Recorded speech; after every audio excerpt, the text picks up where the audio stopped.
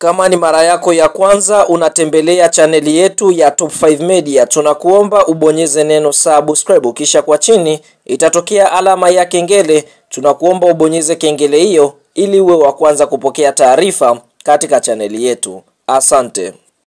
Yes, waligani mpenzi mtazamaji na mfuatiliaji wa chaneli yetu, karibu siku ya leo tuende tukaangaze kile ambacho kimeweza kujiri kunako klabu ya soka ya Simba Sports Club, ambapo Simba kwa sasa wameweza kupata msiba mzito, ambapo msiba huu unamhusu kiungo mshambuliaji, mchezaji mwenye uwezo wa kucheza katika eneo la winga namba 7, mchezaji mwenye uwezo wa kucheza winga namba 11, bila kusahau mchezaji mwenye uwezo wa kucheza katika eneo la mshambuliaji, yani striker namba 9. Hapa tukienda kumongelea Kibu Dennis Prosper, wenye upenda kumwita mkandaji.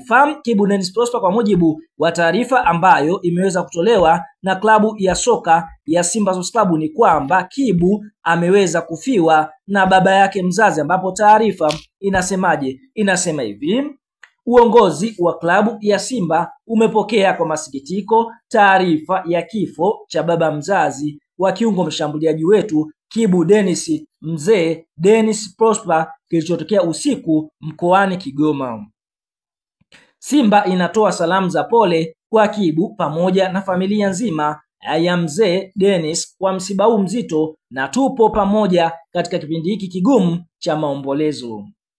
Uongozi wa klabu unawaomba wanasimba wote pamoja na wanamichezo kuwa pamoja na Kibu kwa sala na maombi katika kipindi hiki kigumu, ili avuke salama na kuweza kurejea kwenye majukumu yake. Amen. Hiyo ndiyo taarifa ambayo imeweza kutolewa na klabu ya soka ya Simba Sports Club, wakithibitisha kwamba Kibu Dennis Prosper, ambapo mchezaji huyu anacheza katika eneo la kiungo mshambuliaji, ameweza kufiwa na baba yake mzazi. Hakika ni taarifa ya kusikitisha, kwa sababu msiba kwa upande mwingine si jambo zuri la kulisikia, lakini ndio hivyo, Mwenyezi Mungu akimuita mja wake, basi kwa upande mwingine umtwa. Kwa hiyo tunaona kwa upande mwingine Kibu Dennis Prosper kwa sasa yupo katika kipindi kigumu. Kwa hiyo wana Msimbazi, wanachama wa soka na mdau wowote ule, kwa upande mwingine Simba wameweza kuomba wamwombee Kibu Dennis Prosper, kwa sababu kwa sasa anakipitia kipindi kigumu, huenda hata ikamdiscourage ama kumharibu kuto kufanya vizuri uwanjani kutokana na kupoteza mzazi wake mmoja ambaye ni baba yake mzazi. Kama Top 5 Media tunamuomba Mwenyezi Mungu